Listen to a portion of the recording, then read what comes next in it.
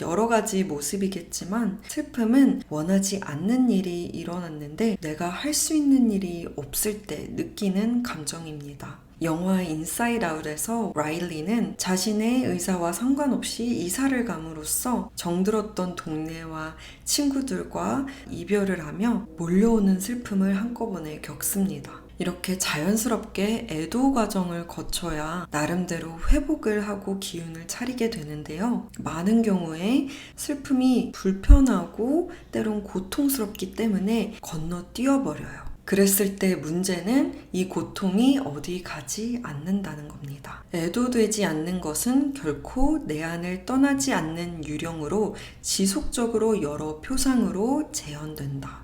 어떤 일로 재현이 되느냐? 우리의 감정으로 계속해서 나타납니다. 어떤 관계에서 특정한 상황에서 이해 안 되는 과민 반응이 일어나는 거죠. 그 뿌리가 과거에 충분히 애도되지 않은 슬픔일 수도 있다라는 겁니다. 도서 애도의 기술에선 과거를 제대로 바라보고 흘려보내는 방법들을 제시하고 있는데요. 도서를 읽으며 기억에 남는 에피소드를 공유해 드릴게요. 안녕하세요 여러분, 예지예요. 오늘도 예지 사이콜로지에 잘 오셨습니다.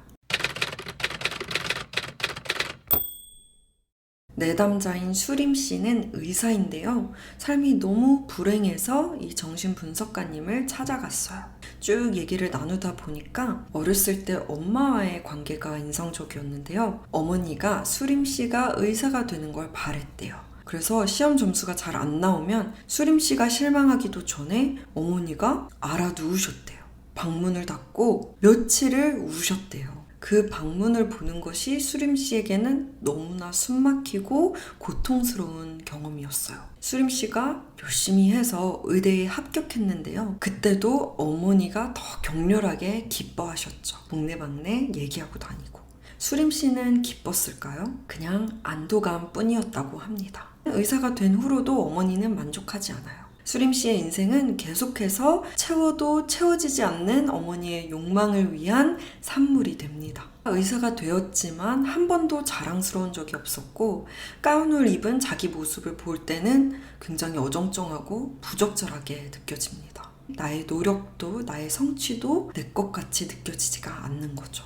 박우람 분석가님은 이런 경우 두 가지로 나뉜대요. 굉장히 시니컬해지는 거예요. 직업도 그리고 사랑도 다 무의미하다. 이렇게 시니컬해져서 우울에 시달리거나 엄마와 똑같이 나의 욕망을 만족시켜줄 사람을 찾는다고 합니다. 여기서 수림씨가 할 일은 애도라는 거죠. 나의 자율성, 내 인생을 내가 원하는 대로 살 권리를 빼앗긴 것, 이것을 애도해야 되고 그동안 무시해왔던 나의 감정, 나의 욕구를 들여다봐야 된다는 겁니다.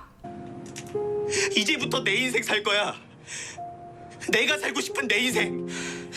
현재 내 삶에서 내가 다루기 힘든 감정이 있다, 강하게 올라오는 반응이 있다라고 한다면 어렸을 적 그냥 넘어가 버린 상처들이 있을 수 있어요. 저도 내담자들과 얘기를 하다 보면 너무나 큰 상처를 받았을 사건인데 모든 가정이 다 그런 거 아닌가요? 이렇게 얘기하시는 분들이 많이 있더라고요. 이렇게 애도의 기술같이 감정을 다루는 법을 제시하는 책을 읽고 또 검증된 전문가와 얘기를 나누면서 조금 과거로부터 자유로워지셨으면 좋겠습니다. 전문가 중에서도 그냥 증상이 뭐예요?